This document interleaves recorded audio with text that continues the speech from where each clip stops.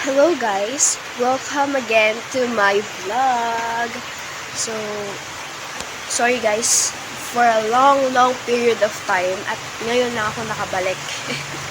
So, ngayon, syempre, ewan ko kung na-miss niyo ba ako. Uy! Na-miss! So, pagigising ko lang and then, for how many months, balik na ako sa pag-vlog. And then, nahirapan din kasi ako. Hindi ako nakapag-update na after my last video.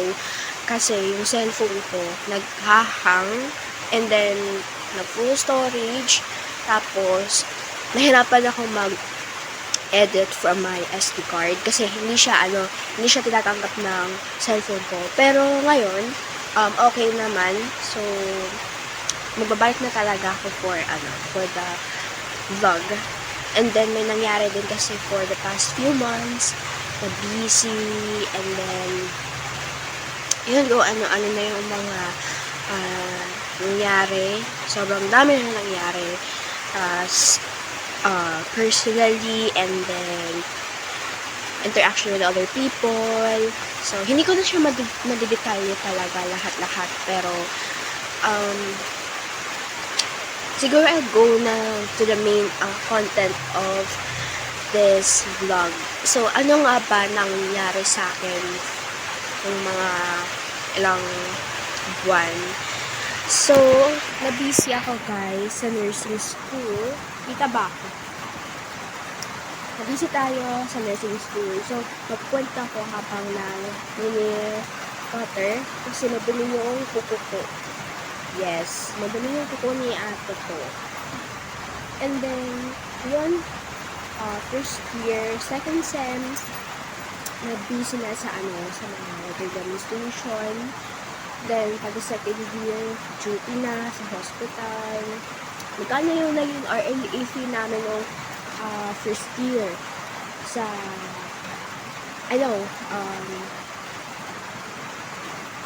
second year, first sem.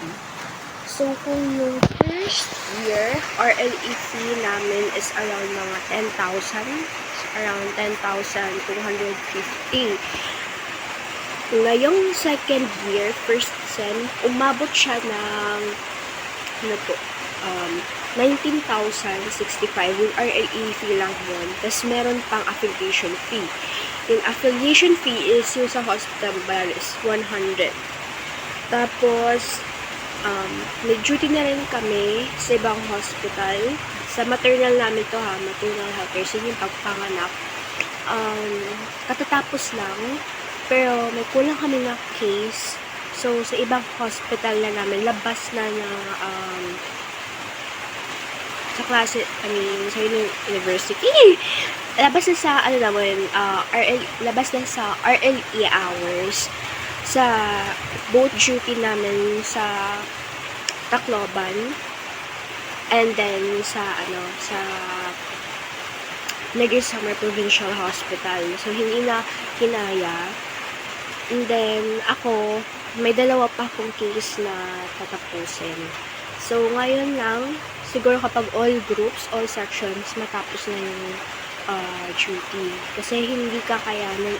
Ngayon yung cases namin is kailangan complete kami ng 9 cases. 3 handle, 3 assist, and then 3 cord care. So far, nakompleto ko na is cord care pa lang. And then, kulang pa ako ng isa sa handle, and then isa sa isa pa sa assist. So, yun. So, outside na po kami mag-duty nun. Magbabasa na lang kami ng letter from the university dean. And then, inadala namin kung saan kami na hospital mag-duty. Tapos, ano pa ba? Nahihirapan ako kasi naninibago ako for how many days. Tapos, ngayong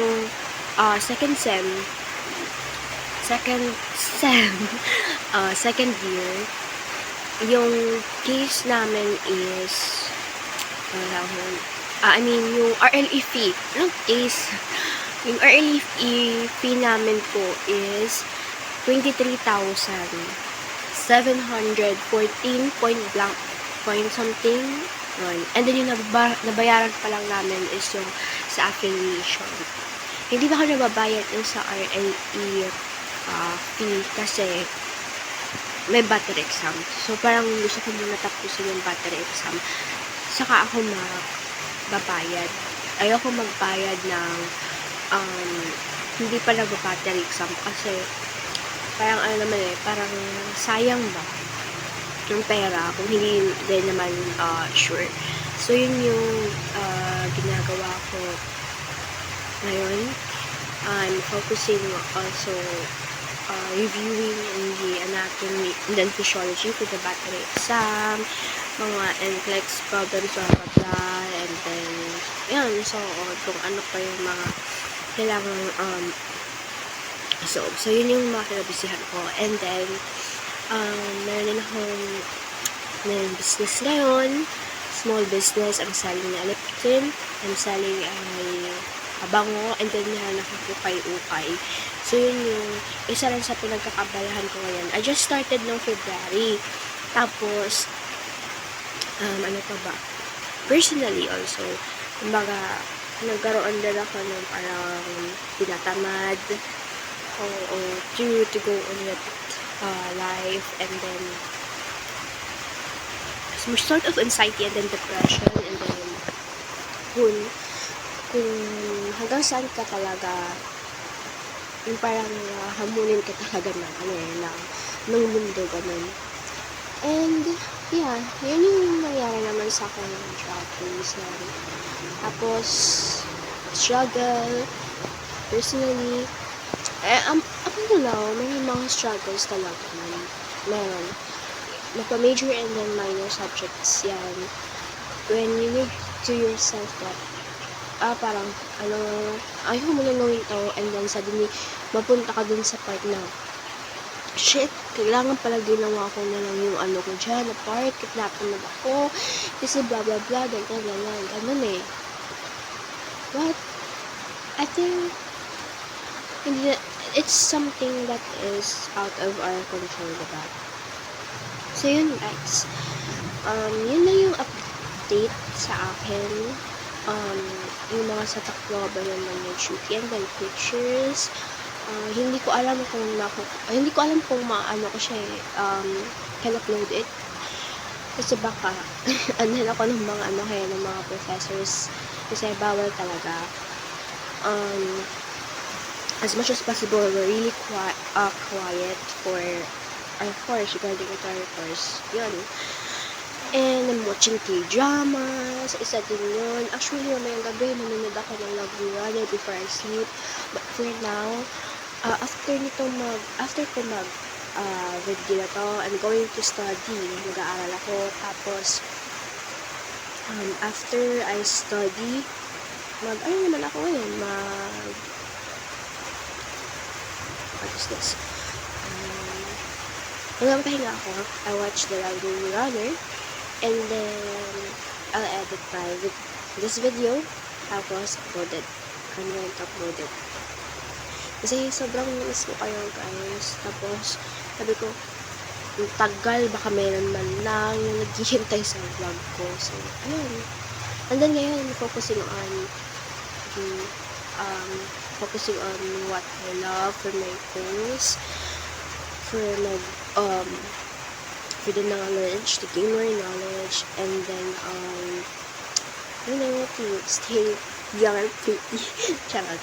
O, hindi tayo pretty, pero yung look lang talaga natin young. Kasi, I believe I want to look talaga young, even if yung ilagay ng mga 40s, 50s, I just want to look very young.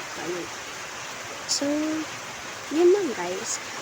This is just a short video, and then abangan nyo yung mga ibang videos ko na gagawin kung ano-ano ng mga content, because I'm back. I will be back, and I'll see you guys on my next one. So, yun lang. Pasensya na sobrang tagal lang na update, na hindi nag-update, kasi kailangan.